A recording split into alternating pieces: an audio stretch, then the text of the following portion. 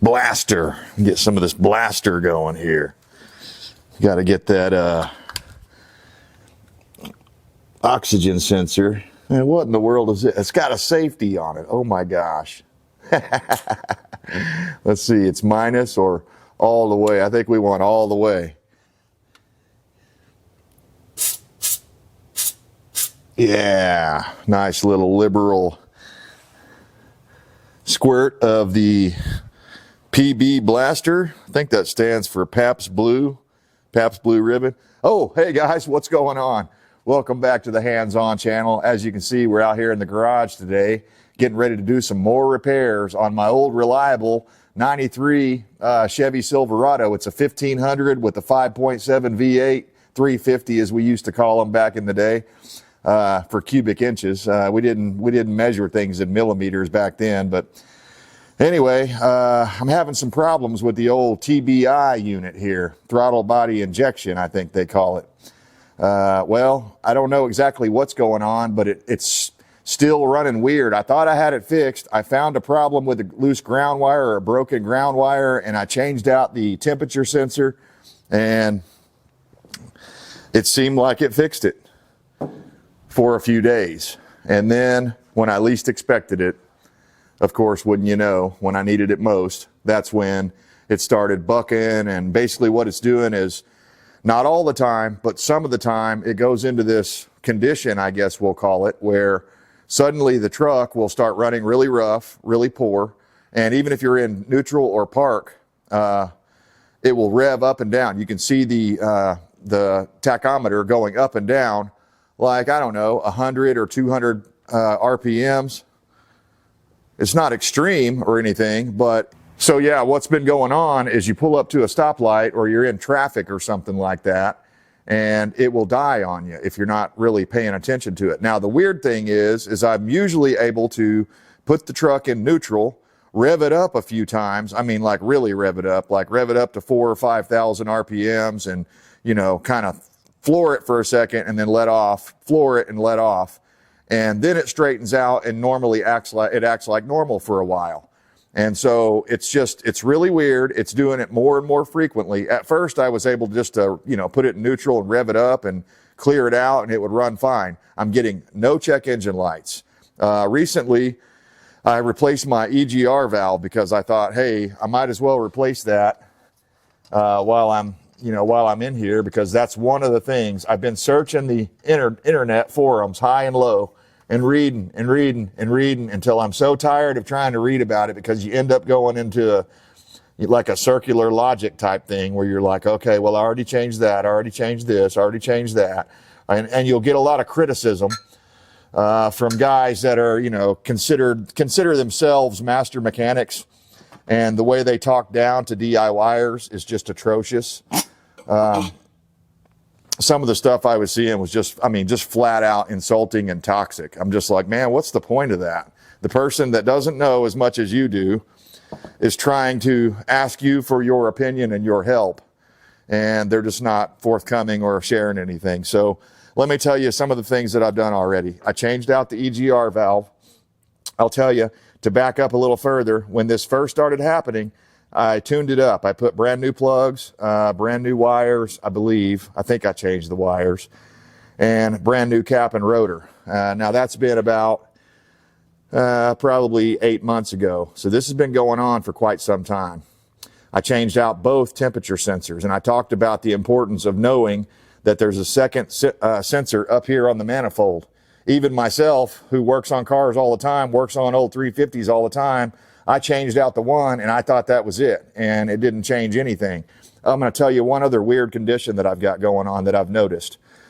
Since all this stuff started happening, my temperature gauge, for some reason, is not reading true, accurate temperature. It's like staying really low.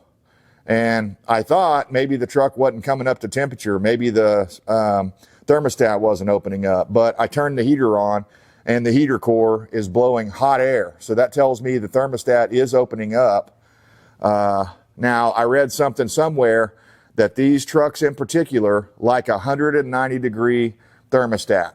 And I think I put like a 180 in there, or a 175 or a 160 or something like that. My logic is keep the truck running cooler because I live in a hot state. But they were saying online that these trucks in particular, this year, 93, they really like that 190 degree, factory setting thermostat. So I bought one of those. I haven't put it in yet. I bought a new upper radiator hose, as you can probably see sitting right there. I've already, just last weekend, I changed the EGR valve, and I was going to make a video about that. It wasn't really a hard job. It's just basically unbolting some stuff, and you got to watch out. There's one really sharp corner on this TBI that'll cut you open multiple times when you're trying to do it with a wrench, because that's the only thing you can get in there. I changed that out. Actually, the one I had was under warranty from AutoZone, and I went through a big whole deal with them. They gave me the wrong one to begin with, and then the one they gave me, you had to pin these little washer things inside there, like pin them in with a hammer. And I'm like, man, the old one wasn't like that. I don't want that. And the guy figured out, he was like, oh, they gave you the wrong part or something, blah, blah, blah. Well, then I had to order it, so the truck was disabled for a day. But I need this thing, man. It's springtime, almost early summer now, and I got lots of projects. I got lots of stuff to haul off to the scrapyard, and I prefer using this truck over my Suburban because this gets better fuel mileage when it's running right. But the last time I took a load of scrap in, I was sitting on the scale and I could barely keep the truck running. And, keep in mind, I'm pulling a trailer, so that's kind of a big deal. After going through all the stuff that I've gone through and looking over this thing, I'll be honest with you, my first inclination when I started having problems with the TBI was to just rip everything off and put a carburetor on it, because I understand that, and it's easier for me to tune a carburetor. I could have this thing probably getting 18 miles a gallon. If you keep your foot out of the 4-barrel, I could probably get 18, 19 maybe, because it's an overdrive transmission. But the problem with this truck, I believe, was the first or second year that GM was using the 4L60E, I believe it's called. And it's a computer controlled, or a computer, the computer's involved with telling it when to shift.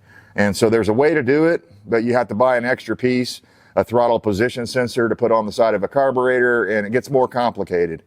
And there probably would be a good chance that like my check engine light would be on all the time or something like that, and there's not a real easy way to bypass the computer systems in these rigs. It sounds like to me, unless you want to rip out all of the wiring and just start over at zero and take the computer and all that stuff out, because it's just a hassle. And the real problem with these is they're not, while they are a computer, it's supposed to tell you what's wrong, it's not telling me what's wrong. So I may be fixing to change out a bunch of parts that aren't bad, and I don't like that. I don't like throwing good money after bad, that kind of a deal. But so far, I've tried to keep it relatively cheap.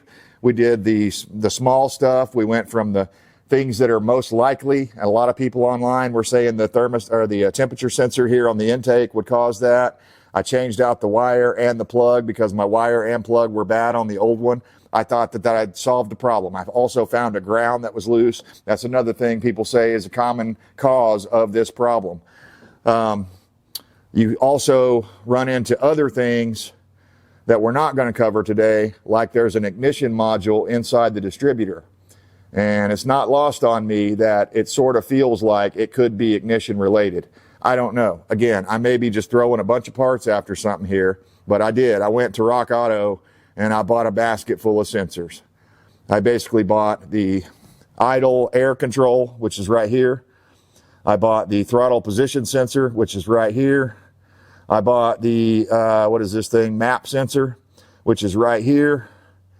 I bought a oxygen sensor, which is over there on the exhaust, and thermostat, I think I already said that, and an upper radiator hose, just because the other day when I was revving this thing up, I was noticing my radiator hose was collapsing a little and it was moving. And I'm like, that doesn't seem right. I don't remember ever seeing that before. So I'm going to go ahead and change those out. And it actually came with a new water neck. I don't know if I'll use that or if I'll use the factory GM one. Depends what it looks like when I pull it off. But yeah, guys, I'm pretty frustrated. I don't know if any of this stuff is going to fix my problem, but based on my research in the forums, any one of these things I'm fixing to change out could be the cause of the problem. And I won't know until I start changing them out. Now, I thought about trying to change them out one at a time, The problem with that is, for me, I need this truck now. I don't have a week and a half or 2 weeks. And like the last time I fixed it, it ran great for several days. And then suddenly, you know, so I can't wait around for it to mess up again. I just got to get on with it. So I'm going to change all this stuff out that I bought. I bought Delphi parts. The only thing better, in my opinion, is Delco, but they're hard to come by. And, whoa, that's way bright.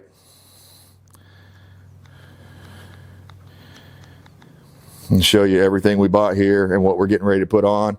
This is not going to be a DIY tutorial of how to put these things on. I think most of these things, if you're halfway mechanical, you'll be able to figure it out yourself. Like, you unscrew the O2 sensor, you screw a new one in. You unscrew the throttle position sensor, you screw a new one in. You unscrew or unplug the map sensor. You get my drift. There's nothing difficult about any of this stuff, so I don't feel the need to show you this. What we're going to do is I'm going to try to get you a shot here of what parts I bought in case you're dealing with the same issue. See, we got a 93 C1500 5.7 V8. Hopefully that's a good enough picture for you. Those are the part numbers. I tried to get Delphi on everything I could. And if you've ever bought from Rock Auto, there's also like shipping factors that are included, but I was able to get mostly Delphi on the really important stuff. And on this thermostat, I got this brand. Never heard of it, so we'll see. Hopefully it works well. But yeah, I'm getting ready to load up and fire off the parts cannon on the old 93 Chevy because, man, I depend on this rig here. I need it to work. I need it to work flawless, and I need it to get good fuel mileage like it used to. And it seems like all of those things have been reduced as a result of whatever this daggum problem is, that my computer is not telling me anything. I'm not getting any codes, and it's running like dog crap. The other thing is that the way that I know something's wrong, or when it's in that condition, is I'll take off, and doesn't matter if it's cold or hot or whatever, but I'll take off and go to put it in reverse. It'll die a time or two, and then it'll start back up. It always has started back up. But then I get taken off down the road, like in drive or whatever, and suddenly I can just tell it feels like I'm missing like half of my fuel injection or half of my spark plugs, or it just feels super weak.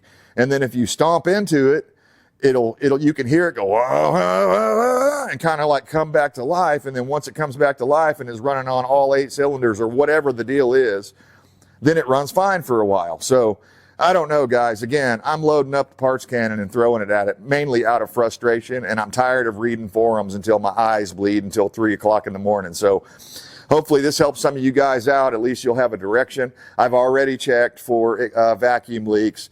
I've already checked for some of the obvious common things. Another thing I did, I took all the ground wires loose except for one. There was only one ground wire that I didn't take loose and clean, and that's the one that's on the very back of the engine block. And the only reason I did that is because it's a real pain in the ass to get to. And I was like, man, I don't know if it's that. It just doesn't seem like that's the problem. But I did. I went around by the battery, on the intake, everywhere that I could find grounds, and they're all over the place, including up underneath that thing right there.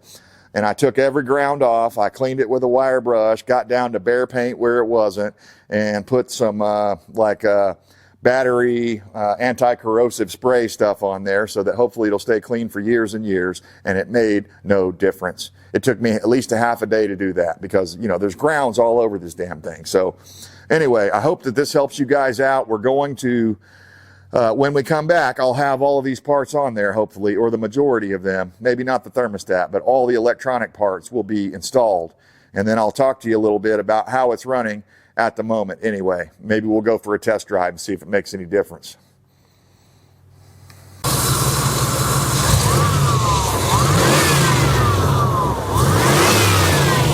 Oh yeah, I think we're back in business, fellas and fillettes, if you're out there, ladies.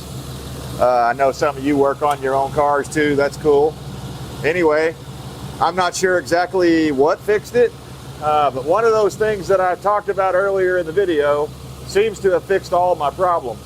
It's running, I mean, really snappy compared to the way it was. In fact, I'm a little bit ashamed that I didn't notice how badly it was running, but man, I went out and drove it down the road a little bit, and just taking off. I was burning the tires and stuff, and I'm like, man, that's like my old truck. It's back, you know. So who knows how long. My best guess is it's probably the air idle control or the throttle position sensor. One of those two things makes the most sense. But here's the other weird thing. Now all of a sudden my temperature gauge is working like it's supposed to. So I have no idea why that was, if that would be related or what, but I did change the thermostat and I changed out this hose here.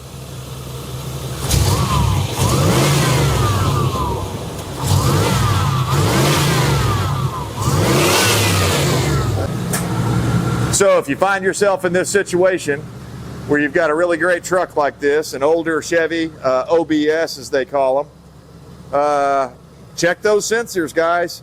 Now there's supposed to be some way to test out the sensors, like the map sensor and other things like that. In fact, I did some of those tests and everything was telling me everything was A-OK. Even the computer was saying things were A-OK. Oh, I wanted to talk about one other thing.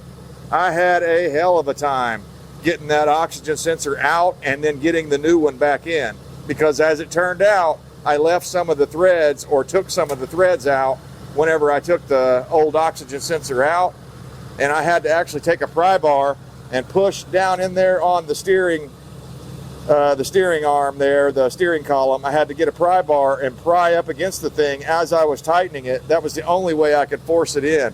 And oh, I had to take the new oxygen sensor, I had to take it over to my grinder and taper it so that it would start, because it was just way too tight. But I finally got the thing in there.